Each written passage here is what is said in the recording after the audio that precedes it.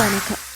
இரவு நேர பிரதான செய்திகளின் ஊடாக நர்மதா சிறையில் முதலில் தலைப்புச் செய்திகள். நாளை இலங்கைக்கு வருகிறது 25,000 தொன் உரம் தட்டுப்பாடின்றி விநியோகிக்க நடவடிக்கை. கல்வியியற் கல்லூரிகளை மறுசீரமைக்க நிபுணர் குழு நியமனம். அமெரிக்க இஸ்ரேலிய படைகளுக்கு ஒரே நாளில் ஏற்பட்ட இருண்ட நாள், இழக்கப்பட்ட 6 வான்கலன்கள். இனி விரிவான செய்திகள். நாட்டின் விவசாய தேவைகளை பூர்த்தி செய்வதற்காக 25,000 தொன் உரத்தை ஏற்றிய கப்பல் ஒன்று நாளை ஏப்ரல் 5 நாட்டை வந்தடைய உள்ளதாக விவசாய மற்றும் கால்நடை வளங்கள் பிரதி அமைச்சர் நாமல் கருணாரத்ன தெரிவித்துள்ளார். எலப்பருவ செய்கை ஆரம்பமாகியுள்ள நிலையில் விவசாயிகளிடையே எழுந்துள்ள உரத்தட்டுப்பாடு குறித்து அச்சத்தை போக்கும் வகையில் அவர் இந்த தகவலை வெளியிட்டுள்ளார். தற்போதைய நிலவரப்படி நாட்டில் உர பிரச்சினை ஏற்பட வாய்ப்பில்லை என சுட்டிக்காட்டிய பிரதி அமைச்சர் மேலதிக கையிருப்பு தொடர்பில் பின்வரும் விவரங்களை வழங்கினார். உள்நாட்டு தேவையை விடவும் அதிகளவிலான கையிருப்பு தற்போது அரசாங்கத்திடம் உள்ளது. நெட் செய்கைக்கு சுமார் 80,000 தொன் யூரியா தேவைப்படும் நிலையில் தற்போது 1,00,000 தொன்களுக்கு நெருக்கமான கையிருப்பு உள்ளது. உப பயிர் செய்கைகள் மற்றும் மேலதிக தேவைகளை கருத்தில் கொண்டே நாளை 25,000 தொன் உரம் கொண்டுவரப்படுகிறது. உலகளாவிய ரீதியில் உர விநியோகத்தில் சவால்கள் காணப்பட்ட போதிலும் அரசாங்கம் அதனை சரியாக முகாமைத்துவம் செய்து வருவதாகவும் மேலும் பல உர கப்பல்களை கொண்டு வருவதற்கான கட்டளைகள் ஏற்கனவே பிறப்பிக்கப்பட்டுள்ளதாகவும் அவர் மேலும் குறிப்பிட்டார்.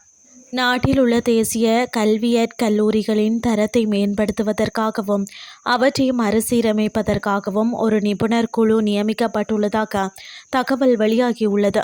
இந்த நிபுணர் குழுவிற்கு பேராதனை பல்கலைக்கழகத்தின் பேராசிரியர் லியனகே அமரகீர்த்தி தலைமை தாங்குகின்றார். அதன்படி கொழும்பு பல்கலைக்கழகத்தின் பேராசிரியர் அரோசா அடிகாரம், யாழ்ப்பாண பல்கலைக்கழகத்தின் பேராசிரியர் பூபாலசுந்தரம் ஐங்கரன் மற்றும் இலங்கை ஆசிரியர் கல்வி சேவையின் ஓய்வு பெற்ற சிரேஷ்ட விரிவுரையாளர் PAD அனில் ஆகியோர் இடம்பெற்றுள்ளனர். உட்கட்டமைப்பு அபிவிருத்திகள் உட்பட தேசிய கல்வியற் கல்லூரிகளின் ஒட்டுமொத்த நிறுவன கட்டமைப்பை வலுப்படுத்துவதற்கான நடவடிக்கைகளை பரிந்துரைக்கும் பணி இக்குழுவிற்கு வழங்கப்பட்டுள்ளது. மேலும் ஆளுகை, நிலைத்தன்மை, கற்றல் சூழல், மதிப்பீட்டு முறைகள் மற்றும் ஆசிரியர்களுக்கும் மாணவர்களுக்கும் இடையிலான உறவு போன்ற முக்கிய பகுதிகளிலும் இக்குழு கவனம் செலுத்தும் என சுட்டிக்காட்டப்பட்டுள்ளது. இதற்கிடையில் அரசாங்கத்தின் கல்வி உருமாற்ற இலக்குகளுக்கு இணங்க வலுவான திறன்களையும் தலைமைத்துவ பண்புகளையும் கொண்ட ஆசிரியர்களை வளர்க்கும் ஒரு சூழலை இந்த நிறுவனங்களுக்குள் உருவாக்க வேண்டியதன் அவசியத்தை பிரதமரும் கல்வி, உயர்கல்வி மற்றும் தொழிற்கல்வி அமைச்சருமான கரணி அமரசூரிய வலியுறுத்தினார். புதிதாக நியமிக்கப்பட்ட நிபுணர் குழுவின் உறுப்பினர்களுடனான கலந்துரையாடலின் போது பிரதமர் இந்த கருத்துக்களை தெரிவித்தமை குறிப்பிடத்தக்கது. இனி வெளிநாட்டு செய்திகள். ஈரானின் இஸ்லாமிய புரட்சி காவலர் படையின் IRGC வான் பாதுகாப்பு பிரிவுகள் ஒரே நாளில் ஒரு போர் விமானத்தையும் 5 ஆளில்லா அல்லது பயண வான்வழி அமைப்புகளையும் சுட்டு வீழ்த்தியதாகவும் இது அமெரிக்கா மற்றும் இஸ்ரேலிய விமான படைகளுக்கு ஒரு இருண்ட நாள் என்றும் கூறியுள்ளது. வெள்ளிக்கிழமை இரவு வெளியிடப்பட்ட ஒரு அறிக்கையில் ஈரானின் வான்வழியில் நடந்த ஒரு பெரிய அளவிலான வான்வழி மோதலை IRGC விவரித்துள்ளது. இதில் அதன் வான் பாதுகாப்பு படைகள் பல பிராந்தியங்களில் உள்ள பல்வேறு எதிரி இலக்குகளை இடைமறித்ததாகவும் தொடர்ச்சியான அமெரிக்க இஸ்ரேலிய ஆக்கிரமிப்புகளுக்கு மத்தியில் நாட்டின் வான்வழியின் மீதான கட்டுப்பாடு அதிகரித்து வருவதை இந்த நடவடிக்கைகள் நிரூபிக்கின்றன என்றும் அது வலியுறுத்தியுள்ளது. ஒரு தீர்க்கமான மற்றும் நீடித்த போரில் ஈரானின் வான் பாதுகாவலர்கள் ஒரு போர் விமானத்தையும் மேலும் 5 வான்வழி அமைப்புகளையும் சுட்டு வீழ்த்தினர்.